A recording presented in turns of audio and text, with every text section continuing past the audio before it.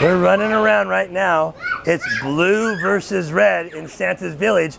They're trying to see who's going to be the next Santa helper in making all the amazing little fun toys. This is half of our big amazing arena, and this half turns into up to 10 versus 10 kids can play as all the colors light up, and they're racing against time to see who hits the most lit up and noise pucks to see who's going to qualify as Santa's best helper. So after you're done helping Santa build all the toys in the Santa workshop, you can come on over to the big Santa Snowball. It's in his backyard, and you're just having a snowball fight. And you can get 50 points, 20 points, 10 points.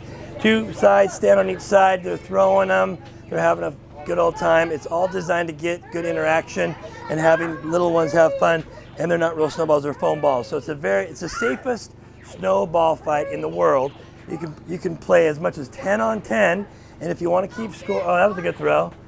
So you can play 10 on 10, you can play 1-on-1. It's all about having fun, building energy in a Santa-themed, wintry village. This is all fits in our 30 by 30 amazing arena, and on one half is Santa's workshop, on this half is Santa's snowball fight.